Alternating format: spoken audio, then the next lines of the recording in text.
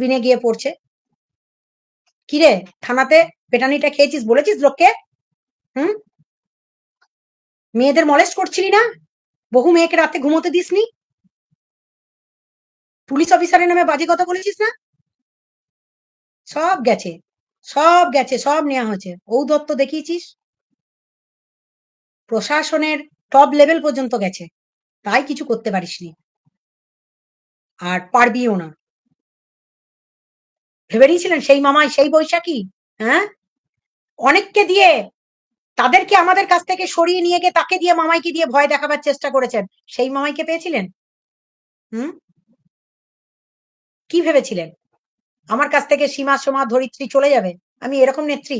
আরে ভাই, হাজার হাজার নেতা, হাজার হাজার কর্মী আমার পিছনে, আমার নিজের সংগঠনে, যারা যেতে চায় না। আমার পাশের লোকটা আমার কাছ থেকে সরে জিন্দেগিতে যায়নি। আজকে যারা 7 বছর টিকে আছে, 7 বছরই আমার সাথে টিকে আছে। সংগঠন করি এভাবেই। আপনি কি ভেবেছিলেন আমি সংগঠনটা এমনি করেছিলাম? কি ভেবেছিলেন এদিকে সরিয়ে নিয়ে চলে যাবেন? কত সহজ!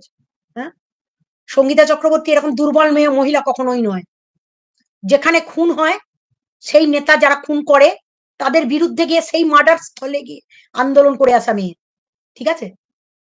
তো এ তো কোন ছাড়, দু চারখানা, দু চার আনার মাল, তাদেরকে আপনারা ভয় পেয়ে বাড়ি ঢুকে গেছেন।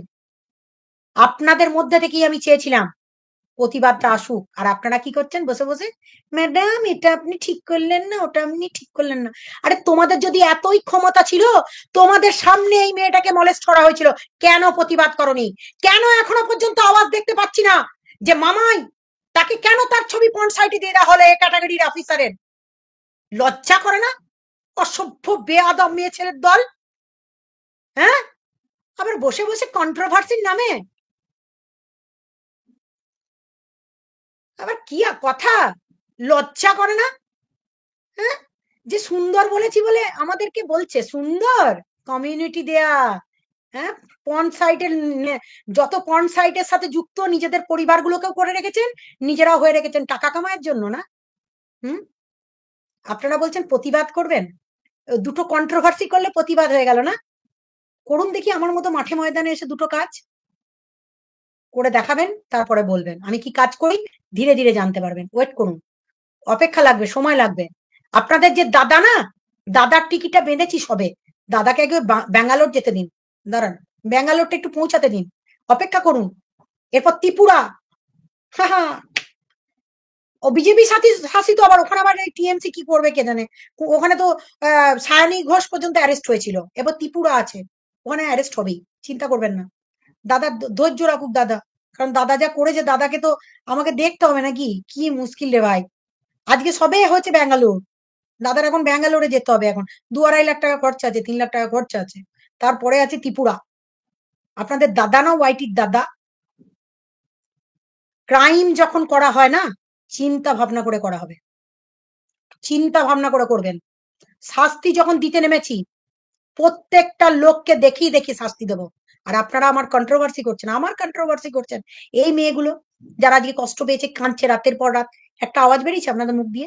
আমি তো দেখলাম এই মামাইকে নিয়ে যে এত কাটাছেড়া করে, বৈশাখী এরা যে বড় বড় সেক্টরে চাকরি করে, বাচ্চা ছেলে মেয়ে এদেরকে নিয়ে আপনারা পন সাইডে ছবি দিয়ে দিলেন, একটা প্রতিবাদ করলেন? মামাইকে নাকি আজকে থ্রেট দেওয়া হয়েছে। হুম, দিন তো আমাকে থ্রেট দিন, আমি বলছি থ্রেট দিন, যে কল আসবে যেখান থেকে আসবে। আমাকেও করা হয়েছিল ইউএসএ থেকে, আমি আমি দিয়েছি, সেটাও দিয়েছি। হ্যাঁ, বিদেশে বসে থেকে ফান্ডিং করছেন, ভাবছেন পশ্চিমবাংলার সরকার, ভারত সরকার। আরে আমার টিকিটে জাতীয় মানবাধিকার কমিশনে বাধা আছে, আমাকে কিছু করবেন, আমার সাথে যেটা করবেন সেটার জন্য জাতীয় মানবাধিকার কমিশন থেকে আওয়াজ যাবে। আপনি যেখানে, যে ভারতবর্ষের যে বাইরে যে কোনো কান্ট্রিতে বসবেন, গ্যারেন্টি দিলাম তুলে নিয়ে আসা হবে, গ্যারেন্টি দিলাম তুলে নিয়ে আসা হবে। ভারত সরকার আনবে, ভারত সরকার আনবে।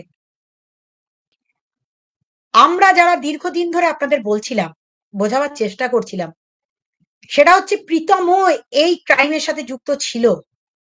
তাই প্রীতম সরে গেছে, আর যদি থাকেও প্রীতম, তাহলে সেটাও ওয়াচে থাকবে। এবার আপনি বলবেন কেন কালনা থানাতে করলাম? কালনা থানা, প্রীতম 2021-এর মামলাটা আমরা জানতাম, এবং প্রীতমের যা যা কাহিনী, সেটা থেকেই ওয়াইটিতে কেচ্ছা কেলেঙ্কারি শুরু হয়, এবং আস্তে আস্তে এই কন্ট্রোভার্সির নাম করে নানা রকম নোংরামি হয়েছে। কন্ট্রোভার্সির নাম করেই নানা রকম নোংরামি হয়েছে। একটা পক্ষ একে, একটা পক্ষ ওকে, আর একটা পক্ষ ওকে, এই সাপোর্টের নাম করে যখনই ফ্যামিলি কেচ্ছা কেলেঙ্কারি এসছে, কোথাও না কোথাও থেকে ফান্ডিং হয়েছে, কোথাও না কোথাও থেকে সোশ্যাল সাইট থেকে ছবি নিয়ে সেক্সুয়াল সাইটে আপলোড করে দিয়ে তাকে মলেস্ট করা হয়েছে। মানে তুমি হয় একতরফা এদিকে বলো, তাহলে আমরা ভাই তোমার নামে এটা করবো। আমি যে পথে যাব, অর্থাৎ প্রীতম ছিল বড় ইউটিউবার, তার এত ভিউ, সে টানা কন্ট্রোভার্সিটা চালিয়ে যাচ্ছিল, তাই প্রীতমকেই জারিয়া বানানো হয়েছিল। দিশানিরও চ্যানেল সেভাবে গ্রো করেছে, রিমির চ্যানেলও সেভাবে গ্রো করেছে, যদিও ওরা টিকটক থেকে উঠে এসছে, কিন্তু ভাইরালটা বেশি এই প্রীতমের চ্যানেল থেকেই হয়েছে। এবং যার জন্য প্রীতম কিছু ক্ষেত্রে আপনাদেরকে অস্বীকার করলেও শাস্তিটা আমরা প্রীতমকে দিয়েই শুরু করেছিলাম। আর তার সাথে আরো যারা মাথা, এখন বলবে আমার সাথে কোনো যোগাযোগ নেই, ও বললেও আমাদের কিচ্ছু যায় আসে যায় না, এখনো আমাদের নজরেই আছে। আর তার জন্য একটা সুযোগ প্রীতমকে দেয়া হয়েছে। আশা করছি প্রীতম শুধরে যাবে, কারণ এর মধ্যে প্রীতম আর ঢুকবে না। প্রীতম যদি ঢোকে, তাহলে প্রীতমের ভবিষ্যৎ আর ভালো থাকবে না, এটুকু আপনাদেরকে বলতে পারি। প্রীতম এখনো পর্যন্ত তাদের ট্র্যাপের মধ্যে পড়ে আছে, কিভাবে বেরোবে সেটা প্রীতম ভেবে নি, না হলে প্রীতমের কিন্তু আপকামিং ফিউচার আরো খারাপ হবে। এটা একটা ছোট্ট সুযোগ প্রীতমকে দেয়া হয়েছে। পুলিশ প্রশাসন এখনো পর্যন্ত চার্জশিটটাকে হোল্ড করবে কদিন, কারণ আমাদের যা যা মেটেরিয়ালস আছে, এভিডেন্স আছে, সেগুলো টোটালটাই একত্রিত করা হচ্ছে, করে আমরা হাইকোর্ট যাবার আগে পর্যন্ত প্রীতমকে এই সুযোগটা দিচ্ছি, যে প্রীতমকে আমরা দেখবো, কারণ ওর বাচ্চা বয়স, ভবিষ্যৎ এখনো অনেক বড়। তো সেই সুযোগটা আমরা দিলাম আপনাদের সামনেই। সোনালী দে কি লিখেছেন বলুন? সোনালী দে, আপনারা আমায় কল করুন। সোনালী দেবী, আপনি আমায় কল করুন, এখানে কল করুন, আমার হোয়াটসঅ্যাপে কল করুন। এই যে সঞ্জয়, তাকেও একটা সুযোগ দেয়া হয়েছে, যদিও সুযোগ এখনো নেই তার, অনেক অনেক কিছু হয়ে আছে, আস্তে আস্তে পাবে। সে লোককে বলে সে নাকি দাদা, দাদাগিরি করেছে, দেখিয়েছে, অনেক দাদাগিরি দেখিয়েছে, বহু মেয়েকে দেখিয়েছে, বহু মেয়েকে, কে নেই তার মধ্যে ওর দাদাগিরি র্যাডারে। টক্করটা আমার সঙ্গে নিয়েছিল, পারলি রে, কিরে, খুব তো আমায় বলছিলি ডাস্টবিন, তোকে বললাম তো তুই তৈরি থাক, এখনো সময় আছে, শুধরে যা। পুলিশ থানাতে যা বলেছিস সমস্ত ভিডিও হয়েছে, আরো জায়গা যাবে, যা যা করেছিস শাস্তি তোকে এখানে দিয়েই যাব। আমি বিকলাঙ্গ হতে পারি, আমার হাত পা না থাকতে পারে, আমি বিকলাঙ্গ মানুষ, কিন্তু মহিলাদের জন্য যখন আমি দাঁড়াই না, তখন বললাম তো, তুই রাজ্যের প্রশাসনিক পদে যিনি সর্বোচ্চ লেভেলে আছে না, সেও যদি এসে দাঁড়ায়, টিকতে পারবে না। তোকে ওপেন চ্যালেঞ্জ নিয়েছিলাম। অনেকে ভাবছিলেন না আমি ওয়াইটিতে কি করেছি, এরকম বহু চারিদিকে টাকা কামায়ের ধান্দায় বহুজন একত্রিত হয়ে নানা রকম ভাবে গেম খেলছিলি না? হুম, কিরে হাবলি ডাবলি, গেম খেলছিলি না? ভাবছিস ব্যবসা করবি, এখনো চলছে তোর র্যাডারে, তুই আছিস।